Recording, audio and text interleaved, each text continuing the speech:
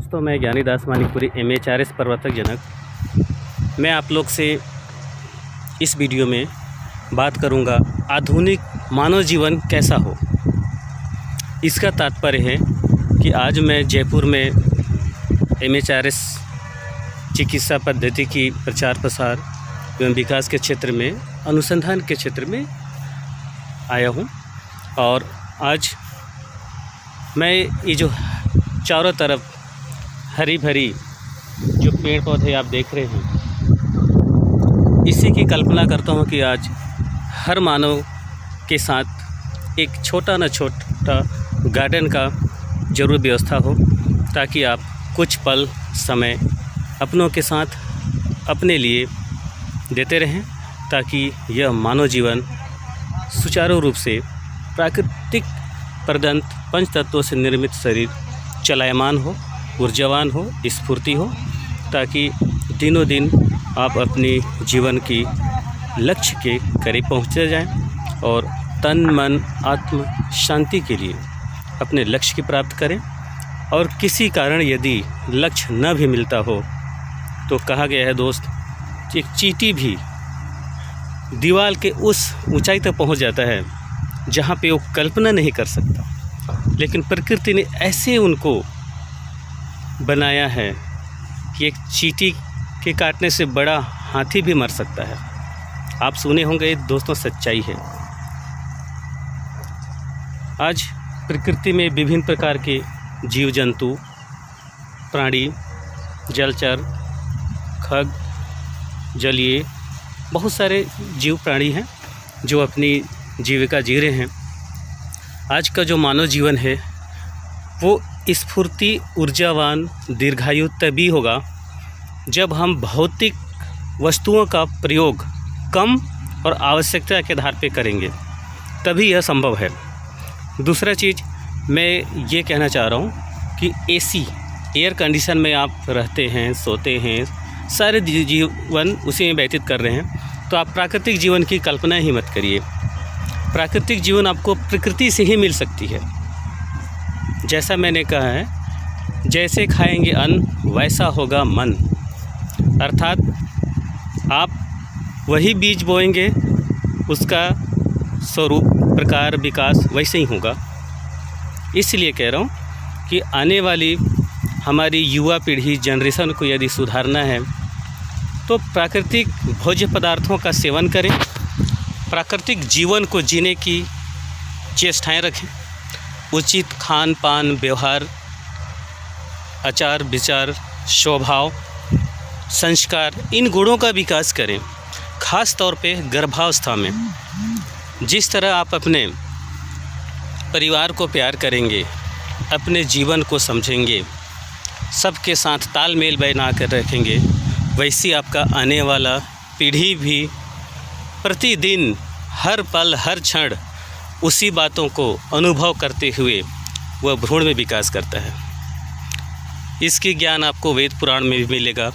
लोग गर्भावस्था में विभिन्न प्रकार के पूजा पाठ रहस्यमय तरीक़े से क्यों कराते हैं? इसलिए कि आने वाला पीढ़ी हमारा धनवान, गुणवान, पहलवान, हर तरह से परिपूर्ण हो और स्वस्थ हो, तंदुरुस्ती हो।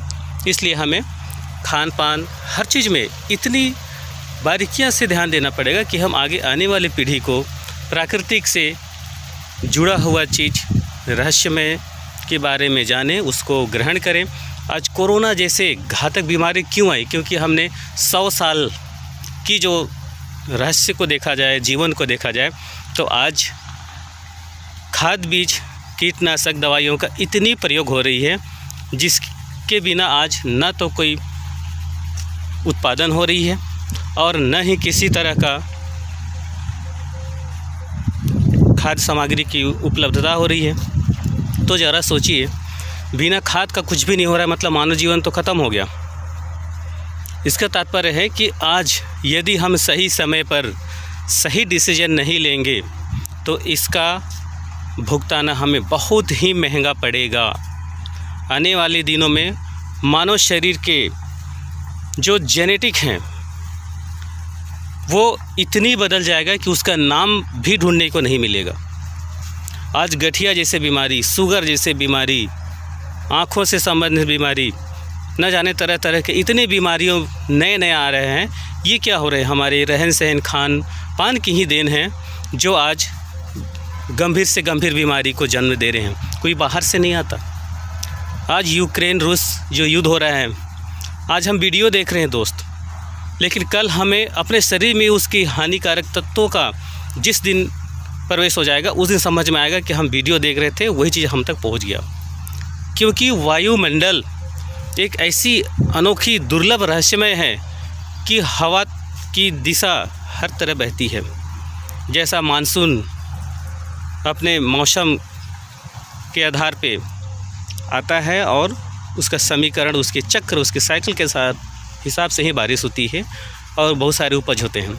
तो आज वहाँ की जो बम बारूद, गैसें, केमिकल वेपन्स वगैरह का जो प्रयोग हो रहा है उसका दुष्प्रभाव क्या नहीं होगा।